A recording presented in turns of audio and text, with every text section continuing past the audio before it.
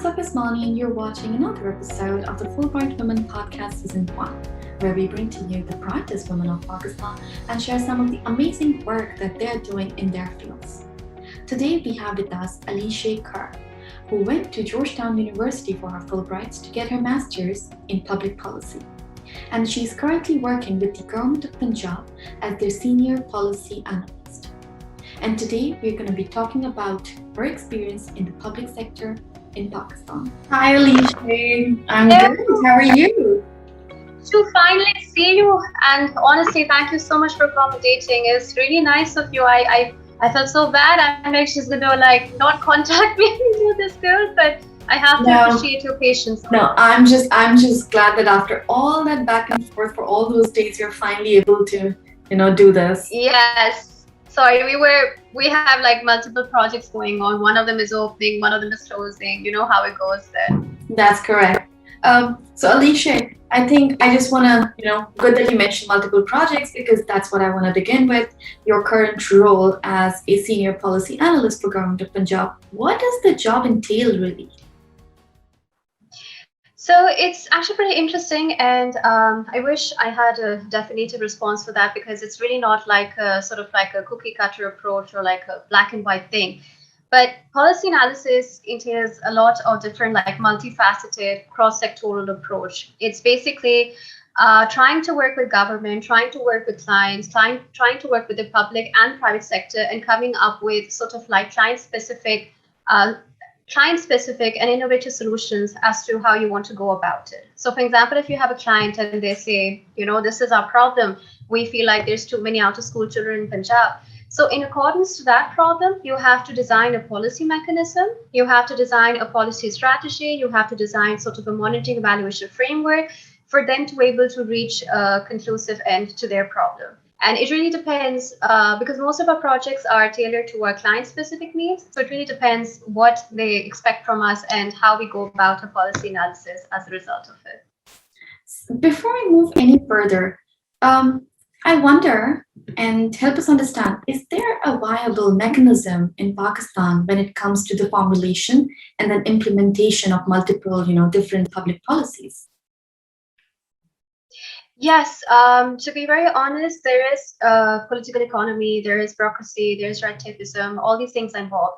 But you definitely know that there is policy work being carried on. So for example, if a certain project comes up, you do know there's feasibility of that project, there's a cost benefit analysis of that project, there's a PC1 formulation of that project. So there's all this work that goes in the backdrop before a project is implemented. And then that project comes up as a development scheme, which is what the public sees it as. But believe me, on groundwork, there's a lot of work. You have to do multiple site visits. You have to identify the problem area. You have to do survey. There's a lot of statistics and data analysis that goes before a development project. And then on ground, when you see a hospital being made, or when you see a school being constructed, or if you see a motorway being made, so that's the final product, and that's the thing you get to see in tangible result. But before that, there's a lot in the back channel, of course. So I understand that there is a different skill set required for different sectors, right? But if one has to just talk about, the core skills that a public policy analyst should have, what would you say are the top 5 ones? Data analysis is very important. I feel that's one of the things that always has saved me, because if you don't, so the whole idea is that you look at big numbers, and from those big numbers, you have to tell a story. So you can't be afraid of numbers. You have to look at the data set and you have to see where the problem lies. So policy has 3 stages, right? It has policy identification, it has policy formulation, and policy implementation. So in all of these 3 stages, I think a different skill set is required. But for policy identification, I feel like data analysis and having that holistic sort of like analytical mindset or framework really helps you. In terms of policy formulation, a lot of things go into place. For example, here you'll have like multiple factors that help you, from public advocacy to women negotiation, consultation, stakeholder analysis, to even interpersonal skills that get into play their part over here. And in terms of monitoring and evaluation, Of course, the M&E framework, project management, how to look at the project life cycle, all these things come into play. But needless to say, nothing is never too bookish. I work with people who come from a sociological background. I work with people who come from a very econ-centric quantitative background. So at the end, it's always a teamwork. So it's never just one person with data who's making the policy, or never just one person with sort of like a sociological perspective or anything. It's an entire sort of like diverse group of people who have different skill sets working together towards a policy formulation, identification, and implementation. So it's a multitude of factors, I would say. Fascinating. So would you say then that some of these skills, would you say that these skills are something that a person is born with, or they could be acquired over time and developed? No, they're definitely learned. Trust me, no kid is born and says, okay, I see your problem there. I think it's always the sort of like the nurturing process you go through as well, right? It's also your passion, your interest. I think what you see, what you notice, what affects you, the sort of environment you grow up in. I see so many people just walk past a problem as though it's never there. But I know, for example, like if I would drive with my dad, who's not a policy junkie at all, from like point A to point B, and within those 10 sort of minutes, he would point out like 10 different things that are wrong, from the traffic signal to how there needs to be an alternate route, to how there needs to be a public space or a public park or a library or a community center within this area. So some people definitely have an eye for these things, but I do feel like it is a nurturing process that with the passage of time one can learn. And it has I think passion needs to be there. Of course, you have to be passionate about policy to work in policy, for sure. Like anything else in the world, right? Passion comes Of first. course. So, Of course, Alishae, of course, of course. I'm curious, when was the first time that you realized you have the passion for public policy, and how was that? Just walk me through that experience. Like, what happened that made you realize this is what you want to do? Okay, this is interesting because this is like literally what my Fulbright application was about, because there's this entire personal statement you have to tell your journey about. To be honest, I have a very sort of like a hybrid lifestyle. So I was born and raised in Lahore, and this is where I did my schooling and my education from. But my hometown, my rural hometown, is in Muzaffargarh. So my family, my lands, my parents' identity, everything comes from there. So every summer, my father used to pack us up from our quote unquote like private schools and everything, and take us from Lahore and travel all the way to Muzaffargarh. And all the way, I would notice how things are changing. So public service delivery in Lahore is amazing. Your roads, your infrastructure, everything here is good. But the second you get out of Lahore, you would see how when you move away from the center, the quality of the roads, the streets, the public service delivery, everything would change. So for me, seeing that contrast at a very early age was, I think, what primarily triggered my passion, because I would go there and question about things. I would go there and be like, where's the school here? And how come, we come here so much? You call this our home, but we don't go to school here. And my father would tell me, oh, schools here are not good. Then, for instance, there was an emergency that happened when I was young. I kind of like had like ankle sort of an injury, and my father had to drive me to the nearest town, which was like almost 1.5 hours away. And as a kid, that was very shocking for me because, where I live in Lahore, the hospital is like right there, and the school is right there. Everything is in front of you. And it shocked me that we had to drive 1.5 hours away just to get to that point. Again, the idea that public service delivery is failing.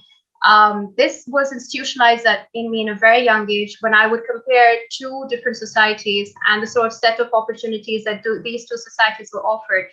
And growing up, when you start questioning these things, they get answered. You understand that there is a governance issue. There is sort of like a malfunction at the state end or at the administrative end, because of which certain people are deprived of economic opportunities, and certainly as a rich and certainly as a poor. And I think that is when I started getting interested in these things. There are like, the list would go on and on. We can talk about education, we can talk about economy, we can talk about criminal justice, we can talk about healthcare, we can talk about culture and society, other infrastructure, right? There's so much to solve, right? But personally, are there any issues that you're more drawn towards? Even gender issues? Yes, I think gender issues is one of the prime things, and it horrifies me every time I sit through like a meeting which concerns issues And I think almost like every issue does obviously concern gender, whether it's access to education, hospitals, or anything at all, because everything has a sort of a systematic bias when it comes to these gender norms. We don't take genders into perspective. We don't understand women have greater accessibility issues than men. When making a transport framework, we don't understand that women mobility is far adversely affected than male mobility. So every time I go onto these meetings, I would see it's an all male panel and not a single female. And even when I used to go in these meetings as a junior associate, I would be sitting all the way at the back. So observing like all these policies and decisions being made with no woman in context, with lack of diversity, or even if one or two women, but like compared to that 20 other men within that room who had a heavier voice, who were more predominant in discussion and discourse as opposed to the women. So I think that is the one issue. And knowing that so much is happening in even in Lahore and Islamabad, and these are major cities to talk about when it comes to harassment, when it comes to like poor laws and legislation against women, when it comes to like openly violating women's rights in public spaces. So it really does shake you up to see all this happening. But unfortunately, this is the one issue which is so hard to resolve because it's like a cultural, behavioral mindset thing. It's not something that can be done overnight. But this is something that's very close to my heart. We have written a bit of policy recommendations and other sort of like papers that can actually assist with it. And I can't take the personal benefit of this, but there is like people in the government right now who are working for this. Like, for example, recently this, I don't know if you're aware of it or not, but this sexual harassment line has opened up. You download an app, it's a women's safety app, exactly. And the second you hit 1 5, then you can actually alert the police, and there is a special cell that's sitting there to look into gender harassment and gender related issues. And if you feel like you're being followed, you can share your live location and a SWAT team will be sent over to follow you from there. Again, there was no personal contribution on my end, but I'm just trying to tell you like how there is a huge issue within the society that's close to everyone's heart. And I think it requires a cultural shift. And I think it requires the biggest shift would come from education, of course, because that's where socialization process comes from. So lower levels, your primary school level and everything. But there is work being done in this field, and I'm hopeful that I would be able to contribute in this field as well. There's so many interesting points that you raised there. Let's just talk about gender-based violence a little more, right? And because that is very prevalent, be it bigger cities or smaller cities, villages, towns, whatsoever, right? It's everywhere. And like you said, almost all of the issues kind of go back to gender-based, inequality, disparity. What is it like for you? Because you are in a place, in a position where you can impact the decision making, that is happening at the government level, for example, like provincial government. We are working with the Government of Punjab. Sometimes, is there like a mixed experience of sometimes feeling really hopeful and sometimes feeling really helpless and hopeless? Can you talk about that dilemma that you may feel? Is there one at all to begin with, being in your position? I think the way you described it was right. It is a mixed feeling in the sense that at times you feel like when you even have like this sort of like a minuscule sort of change, or you have some level of contribution, you feel really high, you feel happy, you feel like as a woman you've had a footprint, but then you realize how small that footprint is in the grand scheme of things. Then I think you feel low. Then you feel like even if something has happened, it won't change the mindset or the mentality of people, or it won't change society or culture. And gender is a very sensitive issue. And I feel like women here, I don't know a single woman who's not upset about this. I don't know a single woman who says, oh, Pakistan and the way this society treats women is all right. So I think it hurts us. It affects us all. And even as a woman who's working, who's professional, even though I have faced no personal issues like that myself in the workplace, alhamdulillah, touch wood, but it still affects us because you're living in that environment and you're living around violence and you're living around harassment. So I don't think any woman can get over it ever. That's true. Educate me, because I want to understand this better. When it comes to formulation and implementation of policies, are they only, just limited to law and legislations, or are we also talking about, trying to change public mindset? Okay, so this is a very good question. So you have your different tiers of government, right? So the legislation part is left to the parliament. So all the laws, the progressive laws that they make for women, for example, women's protection bill, asset throwing bill, or all these bills that actually help in the codification of laws and criminalization of, let's say, sexual abuses is something that the parliament deals with on a legislative level, right? Because they're the ones that pass the bills and make laws. What I'm working on the policy end is the government end. The government deals with projects. So, for example, let's say, to give you an example, a mother and care child hospital is a project for women that helps women have greater access to prenatal and postnatal care. Or, for example, an all-girls female high school is a project that, for example, improves female accessibility to education. So these are the two wings that are meant to work together to enhance female rights, let's say. The third level, when you're talking about, like, you have different stakeholders there. You have the media, you have the school, you have the private sector, you even have yourself, you have your household as a basic unit that affects your mental sort of like understanding of how gender is supposed to be perceived. So these are all three tiers, and they're meant to work together towards the same goal. But usually we see that's not happening. At times we see certain regressive laws being placed, or at times we see a lot of political economy moving in a sense of direction that is not emancipating women. And at times you see media and other things that are actually oppressing women or victim blaming, as opposed to, like trying to show who the wrong person is in that side of the story. But unfortunate, but I think things might be moving positively, but this is how the system is working basically.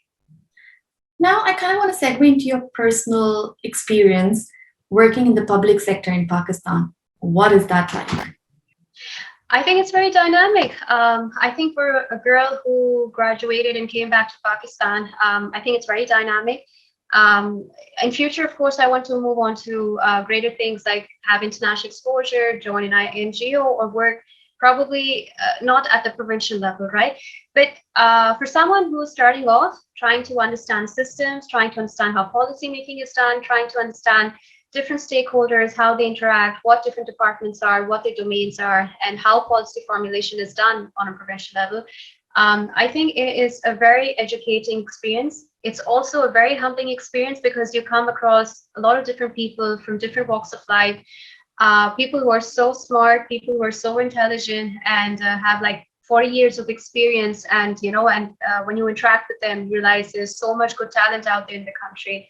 So all in all, it's been really good for me. And I hope it's going to be better from here, inshallah. We all hope the same. I wish you all the best. Thank you so much for your time.